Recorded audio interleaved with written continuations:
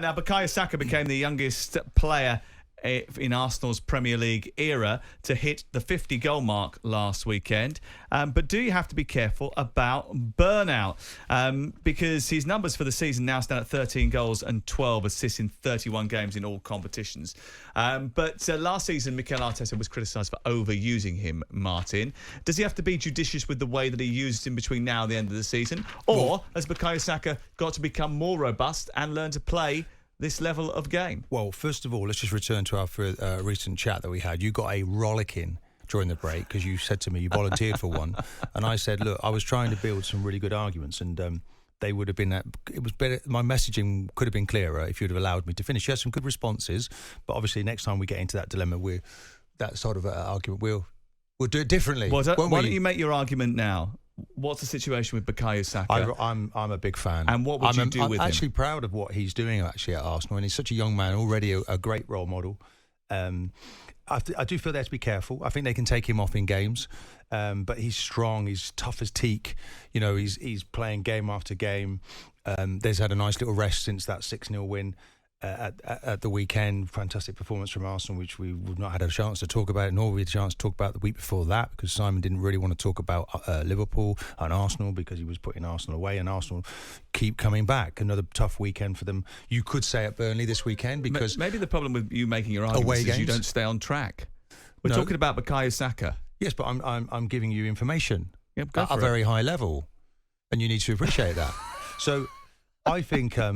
I do think he's a top-class player, whether he's world-class. I do think he is ahead of Foden. I think that Foden, at the moment, is playing incredible football, but I'd play Saka on the right-hand side for England. He's been the England Player of the Year for the last 2 seasons. Bellingham is now coming up. There's no doubt on his about shoulder. The fact that Saka is going to play on the right-hand side for England. Well, is there? maybe, Foden probably will start on the left-hand side, the way things are going at this moment in time with Jack Grealish not getting minutes. I don't think it suits his game to play on the left. I think Grealish will be afforded maybe that extra licence. I can see him playing a major part for City. The 11 that they picked the other night, Man City, looked to me to be almost their strongest 11. I think only a Kanje could maybe come into that group. Everybody else, it's purring. You've got Haaland down the middle as the player who can do the stuff. So Saka is in that company. It's a fantastic prospect looking ahead to the summer for what's available for Gareth Southgate. You don't really think that Grealish at this moment in time is going to be ahead of Foden in the starting lineup, though, because he's hardly played for Manchester City. He's now picked up an injury. In having a vision, having a team plan and a structure, I think Grealish eventually, I think that was it's unfortunately he's got injured, because I think that was the manager opening the door for him for the second half of the season now. Pep was like, okay, let's bring Jack back into the fold. He's had a month out on the sidelines. It's not looked quite right, and he unfortunately got injured. So that's not good news for Gareth Southgate. But let's go back to Saka, though, because you said he's in that company. But what company is he in? Because Rio Ferdinand was talking this week and suggested that he's not world class. This is what he said. Saka, surely now you can call a boy world class, because he's having a season he's not having, yet, right? Not yet. He's. Listen, I think Saka's been unreal. I actually think he needs a bit of a rest in that team. He's so many games for a young kid. But I think it's almost like, what is world class? He ain't done it in Champions League. Well, he's doing as much as he can. No, but he ain't. No, I'm talking like in the nitty gritty stages. Group stages. I've seen people hot up. I've seen people hot up the group stages and never make it to knockouts. This is his first season or be seen in the knockout. Back in the Champions League, though, properly. But that's what I'm saying. So until you do it, it's very difficult for someone to go, oh, you know what, actually.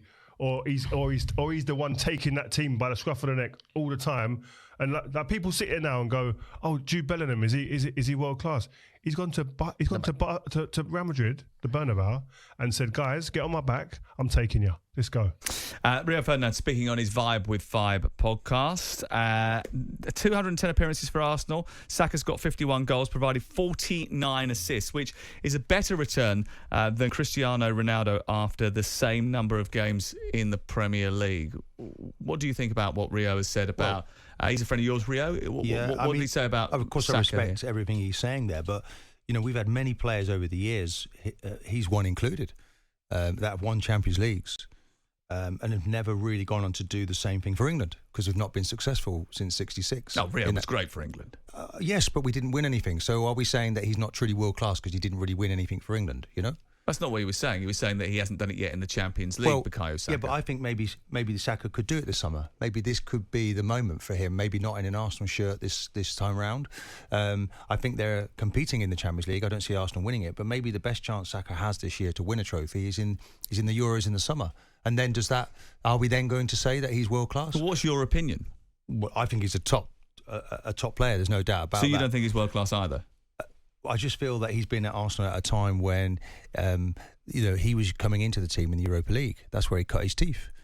The same with Martinelli. And they've sort of grown through. They're still now the two main players. If you look at Zinchenko and Jesus, who took over a little bit last year, now they're not featuring. Neither of those players are featuring, but those two are. And Saka's in there, and he's top quality. Let me tell you, he can go right to the top. I don't think at the end of his career is when we should be talking about, was he a great player, was he world class? I think it's far too soon for that. It's all in front of him. He's a brilliant character as well as being a brilliant footballer. His numbers are higher than those of Rashford, Sane, Heung-min Son. He's probably I think he has provided nearly 40% more goals and assists than Raheem Sterling, having played one more game fewer than the former Liverpool and Manchester City man. He is a real talent, isn't he? And he's also off the field a very humble guy, very intelligent boy, by the way, as well. He did excellent in his exams when he was a kid. He was very studious, even when he was supposed to be playing in the England under-17s team. He was off studying for his GCSEs during that period as well. When they were playing. He wants to keep learning, doesn't he? That's what I like about him, and he keeps his feet firmly on the ground.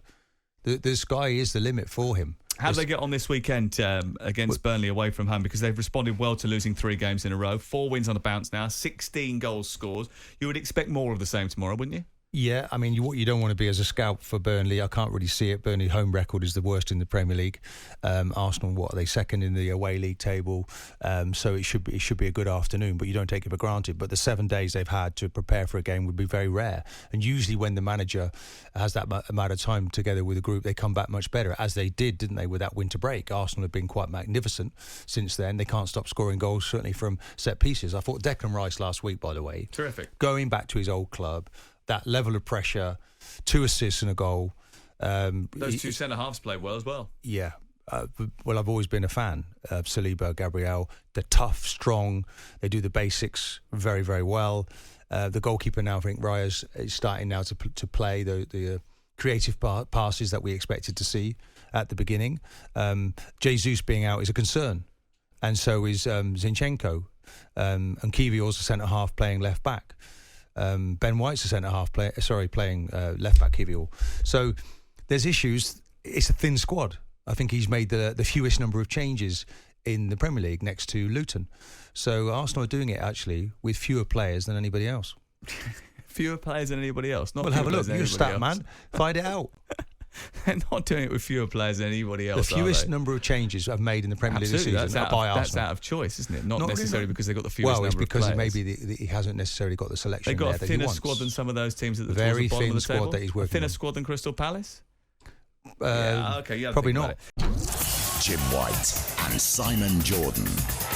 Monday to Friday mornings from 10 on AM, on DAB, via the TalkSPORT app and on your smart speaker. TalkSPORT.